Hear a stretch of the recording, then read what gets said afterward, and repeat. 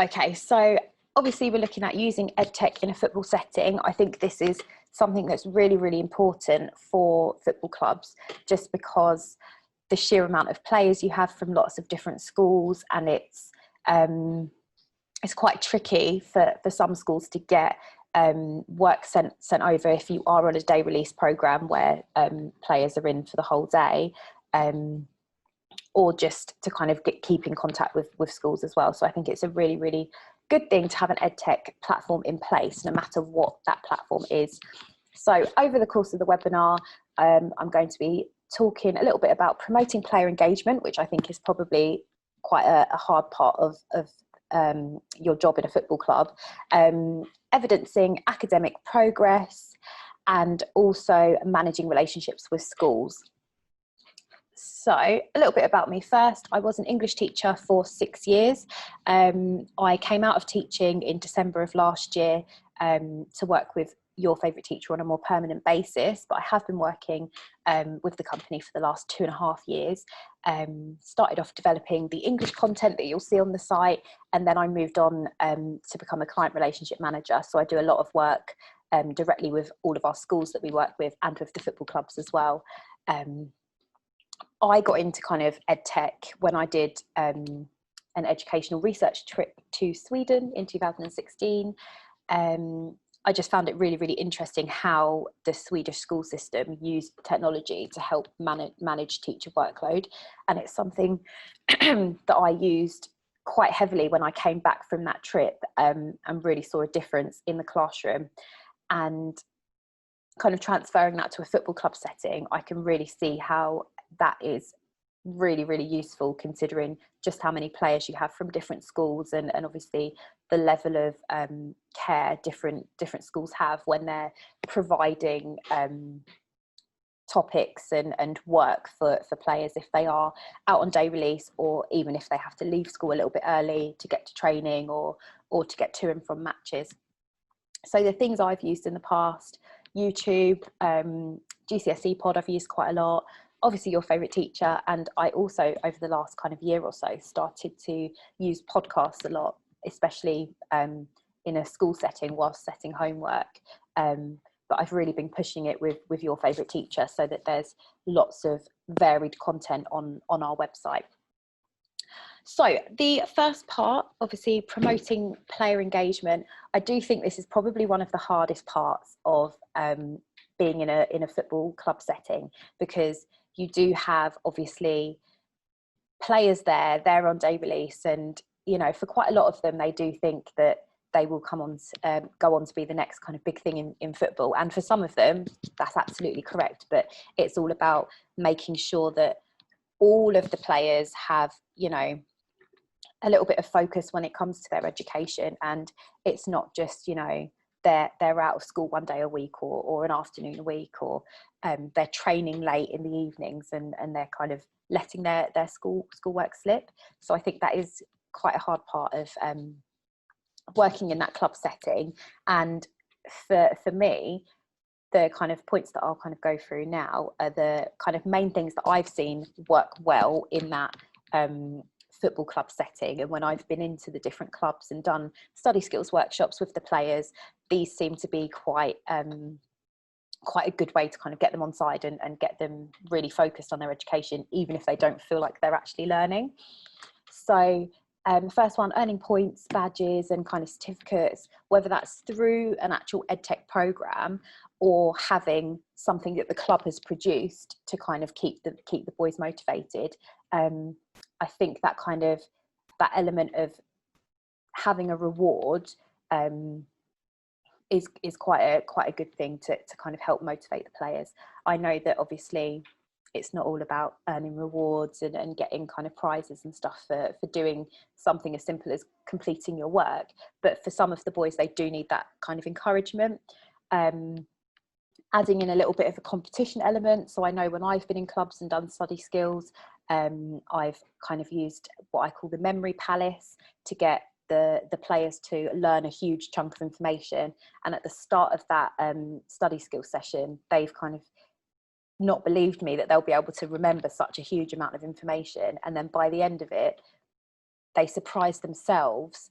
And I always kind of add little things in, like, oh, I was at so and so last week, and they didn't get, you know, get as much of it at the end of it as you guys did. And kind of those little kind of remarks that you make to kind of make the players feel like they are doing well, and then they want to obviously do more and kind of get those points and see their badges pop up and stuff like that. Obviously, a few other EdTech platforms would be kind of Kahoot and Quizlet. I think Kahoot is a great one. I've used that quite a lot in schools, because obviously that is really focused on the competition element. However, you obviously, it's quite a fine line, I think, for Kahoot. Whilst it's an amazing tool to use, whether it's in a classroom setting or in a football club setting, it is something that takes a lot of time to set up, because there's all the kind of getting the players to put their nicknames in, and then you've got to kick people out if they're being silly, and kind of the setup behind a Kahoot. You could be setting it up for kind of 10-15 minutes just to play a 5-minute game, but once you're playing that game, that is quite engaging, and players and students do really like that. Same sort of thing with Quizlet. I quite like using that in terms of getting the flashcards up, because it's just a visual way of learning. You can have the app version when students are kind of doing it on their own, and you know, you can do it as like a whole classroom setting as well, particularly if you're looking at something as a group, such as like maths or maybe science. I don't think it works as well for English, because obviously you'll have players from loads of different schools that will be kind of focused on loads of different texts for literature and different exam boards. So it's quite hard to get that in a club setting, I think, for English. The main thing really, if you're looking at kind of promoting player engagement and using an EdTech platform to do that, would be to make sure that you've got varied content. So it's kind of not just watch a YouTube video and that's it. It's looking at kind of, you know, watching a video, using worksheets, looking at topic information and taking quizzes. And if you're looking for that EdTech platform, it's kind of, I think, best to have something that hits all of those kind of elements and not just one of them, like watching a YouTube video, for example. I think that can become quite boring quite quickly for students in general, whereas if they've got a variety all in one place and not having to switch between kind of 3 or 4 different EdTech platforms, or you know, computer to paper and workbooks and stuff like that, can kind of disengage them, and then you have a little bit of a battle on your hands. Also, something that has that varied content is really good for if you have kind of loads of different players from loads of different schools and they're all being asked to work on something different. So obviously, you know, Harry might have some English work to do, whereas Simon might have science work to do, for example. So something that kind of promotes that independent learning. So then as a club tutor, you can kind of go in and kind of have a specific focus with the players that kind of need that little extra kind of TLC. And again, that helps to promote not only player engagement but player independence, and it's something that is a transferable skill that they can then take back to the classroom as well. So just a little example from YFT. Obviously, if you do use us, you know that we've got all of the videos. They're between kind of 7 and 15 minutes long, fully animated, and just really kind of in depth compared to perhaps YouTube videos or GCSE pod, where the videos are a lot shorter. Followed by topic information, note taking on the site, which I think is a really good thing for YFT, because the players can just save their notes and they can share that very easily with their teachers at school as well, but I'll talk about that in a second. Extra worksheets, and then finally quizzes as well. And then we've also now got the podcast that we've got for players to sit and listen to. The podcasts are really good actually in terms of commuting to and from the training ground, whether that's for a training session or if you're going to a match listening to the podcasts alongside watching the videos are probably the two best things that players can be doing whilst they're, you know, in the car or on the coach to or from training or to or from a match. The next one, evidencing academic progress. So I actually didn't realise this until working more permanently with YFT and seeing it in a football club, but clubs having the data audits, which are very similar to kind of the Ofsted approach that schools have, and it's kind of a case of what data do you show when you've got that data audit, and how are you getting that data from the school. So if you're I was about to say, if you're a particular club, if you're any club, you're going to have players from loads of different schools, and if you've got a data audit that's happening in a week's time or 2 weeks' time, even though that seems like a long period of time, for schools it's not. And I know that you'll probably have many stories where you're trying to chase down schools for some data to help put into your data audit for particular students, and that can be very, very tricky. Not only are you up against kind of chasing schools to try and track down data, but you've also got the huge kind of staff turnover that you see in schools at the moment, and perhaps the kind of contact that you had at the start of the year in September could be completely different if you've got your data audit in February, March time. That person could have left the school or got promoted, and they're no longer dealing with the students that are on day release programs, for example. So it's very, very hard to evidence academic progress if you've got lots of different schools and not all of them have a real clear cut way of dealing with football clubs. So when looking at EdTech platforms, it is good to kind of make sure that whatever that EdTech platform is, whether that's YFT or a different one, they've got that kind of report module that you can kind of access to download and look at player engagement, what they've been working on, how far along in different courses they are. All of those little things you can kind of use as part of your data audit. So I think that is a really, really good tool to have. So if you haven't already got an EdTech platform in place in your club and you're looking to have one, make sure that whatever platform that is, they've got some sort of report section, so that if you don't end up getting data back from a certain school for your data audit, you can kind of print off that data and you've got something to show them, and it's not kind of, oh, I've got 15 out of 20 of the schools have replied and given me the data, but sorry, 5 players, I can't show you data. You've got something for everyone.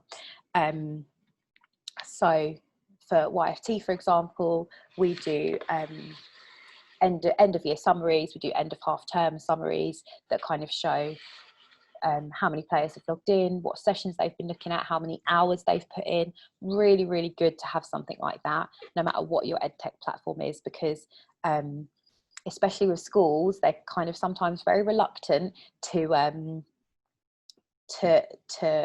let players leave for the day. So if you're showing that actually Jack managed 10 hours last week on top of being away for day release one of those days, it's just a really, really good thing to be able to track how many coins they've got, topics passed, what the most popular quizzes are. So again, that's something that I'll talk about it a bit more in the next slide, but it's something you can kind of liaise with schools with and show them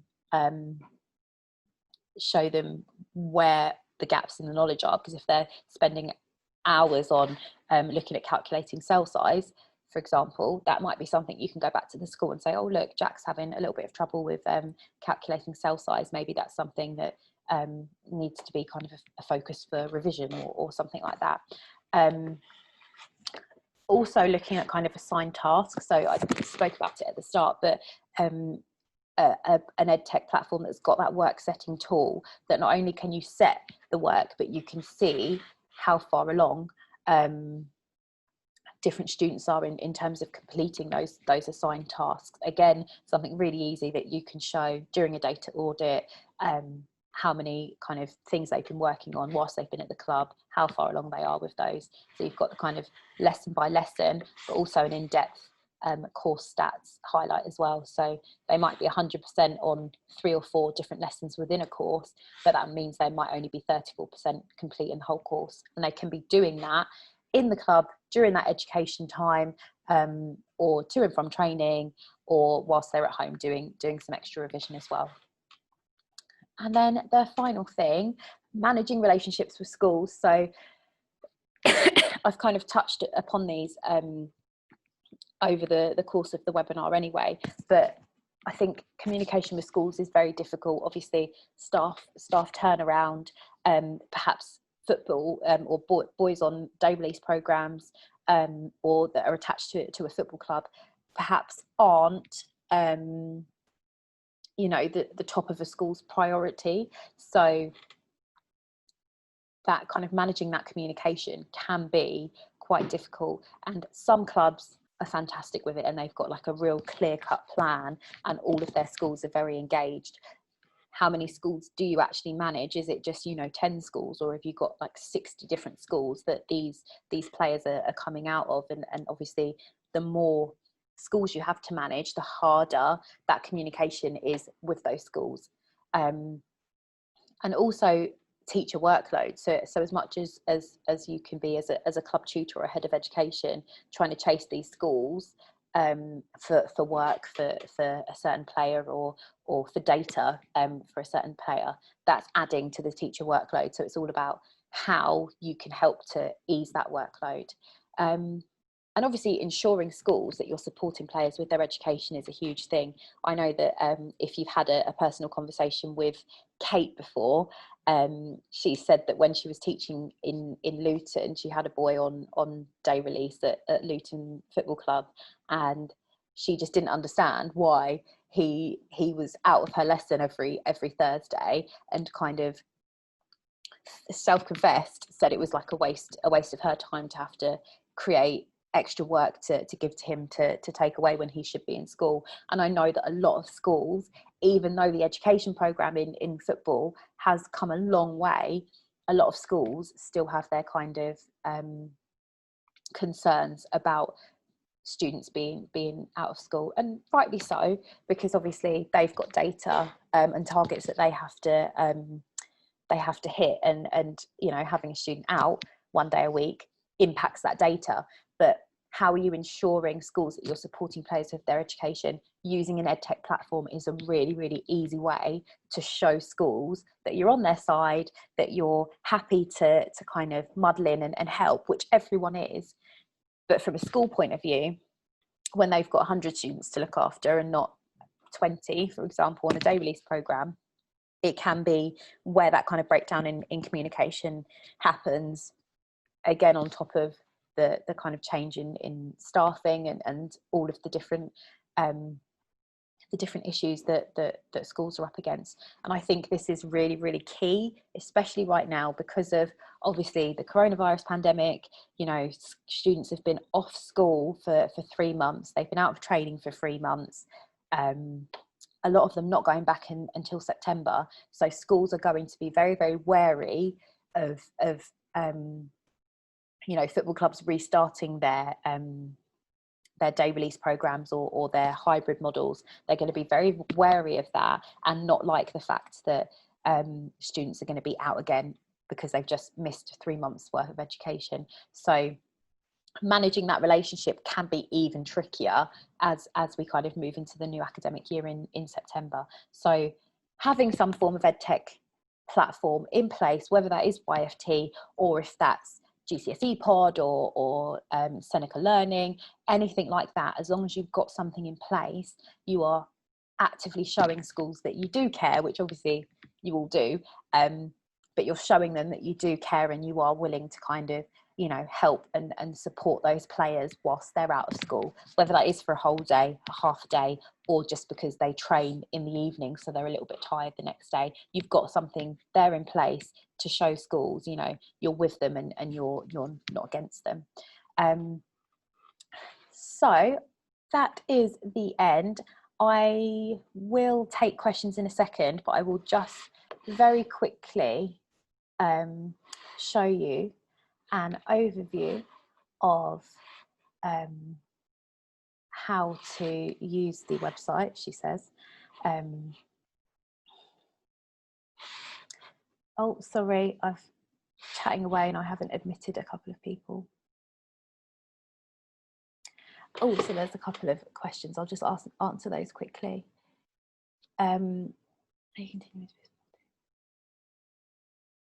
So we work very, very closely with the Premier League, and we have had funding from the Premier League this year to provide clubs with this education. This at the moment is just for one year or one season. However, it is something that we will obviously be kind of reevaluating with the Premier League as we get kind of closer into the season. I think if the clubs are loving YFT, and if they're kind of using it regularly, and we as a company and you guys as clubs can show that their players are using it and they're happy to continue it, then I don't see why that funding wouldn't kind of continue as we go on. If anyone does have any more questions, do just drop them in the chat and I will answer them just after I've done a little very, very quick demo, because I know that we already have quite a lot of people that use the platform already. But it's good to show you the kind of the work setting tool. So obviously this is your dashboard, and obviously you'll have your club down the bottom.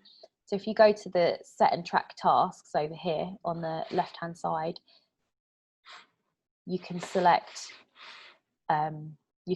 your club. Obviously yours won't be as long as mine. I'm group leader for all of the different schools we've got, but you can set your tasks, and that will then show up selecting a course and a lesson. You can have that set and ready for your player that's coming in next Thursday, for example.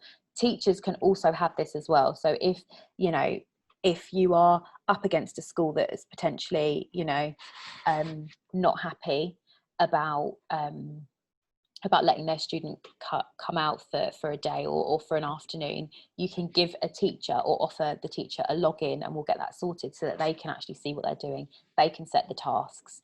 And again, that helps to manage teacher workloads. They don't have to faff about printing off worksheets and emailing work. They can just come onto here, set a task, and then it's ready for the player when they come in for their day release program. Obviously, these are all of the subjects we have. So we've got language, literature, maths and science. We've got a little bit of history and geography. Also developing a sports performance module as well, which hopefully we'll be able to add to. This is something that we did specifically for football clubs. So we've got anti-doping, nutrition, injury and risk management. And it's something that we're hoping to kind of continue over the next year or so, developing if there is demand for that in clubs for their apprenticeship players that kind of finish school. So just for those that haven't seen the platform in action, you've got obviously a video to watch.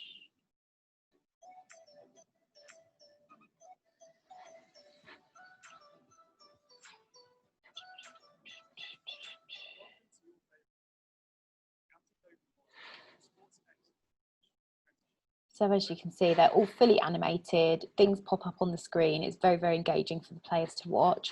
Once they've watched the full video, it will then give them access to the rest of the contents. There's lots of topic information. They can take notes as they're kind of watching the video or working through the topics. They can save them straight onto their platform, or they can convert it to a Word document as well. And then once they've done all of that, they can do a little quiz as well, which are normally about Oh, this is 35 questions. I was about to say they're normally about 10 questions long. 35 questions here for anti-doping, but it's all kind of drag and drop or multiple choice. And as they kind of go along, they'll then get that score calculated at the end of their quiz. If it's not, you know, where they want to be, they can then obviously rewatch the video, go back through their notes and the topic information, and then retake the quiz and see if they can kind of get better each time. So there's loads of content on the website for players to kind of be using. So not only if they've finished or if they've been given work from school, whether that's on YFT or a paper worksheet or however they're doing it, there's loads of extra stuff on here that they can be kind of working on, so you can direct players to different parts of the platform, different areas that they might want to work on, and then whilst they're kind of learning independently, you can then be you know, helping and focusing your attention on certain students and players that might need extra help. So I'm going to stop that screen share. So if anyone has any questions, just drop them in the chat now. I'm just going to go through a few that have come up. More added for the apprentices. Yeah, so that's something that we're hoping to continue over the next few months. We had to pause filming obviously because of the pandemic, so we're a little bit behind on the final bits of our maths and science content, but once that's all kind of out of the way, this will be something that we're focusing on to develop that even further for the clubs. So functional skills, we have redone our functional skills for maths and English, and we're hoping that they'll be done in time for September. I'm just looking at my animator who's not giving anything away. But yeah, hopefully they'll be done quite soon. But yeah, we'll have lots of functional skills content there. So if you do have players that have gone on to kind of post 16 and they're still with you for an apprenticeship, that is content that they can be kind of working through to help support them if they do need to take their functional skills in maths and English. And we've got lots of new modules kind of on the way, lots of extra science stuff, lots of maths, and a few more English modules as well that should be kind of in progress and happening over the next few months. I'm trying to keep it as not as structured, just in case the animator looks at me again and says, Charlene, please be quiet.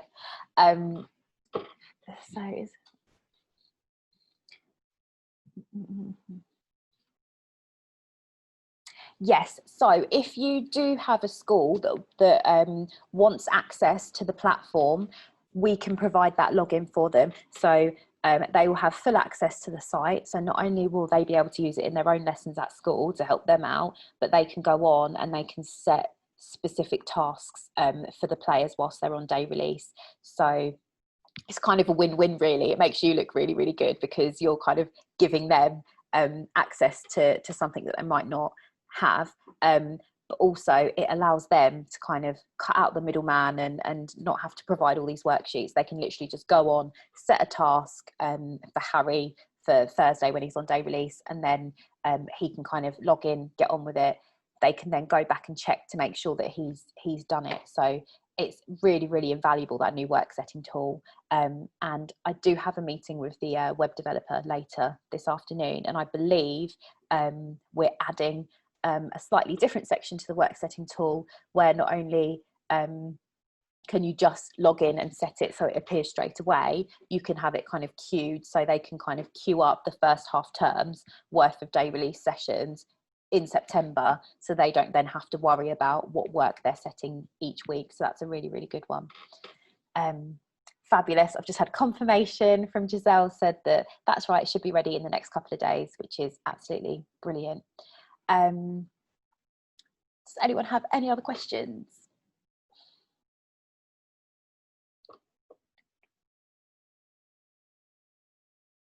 I don't think so, but if you do have any questions, feel free to just send me an email.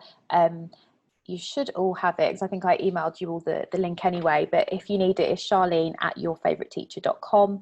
If you do have any other questions about the platform, if you wanted a more in-depth demo, if you don't already use us, feel free to get in contact, and we can kind of go through that as well.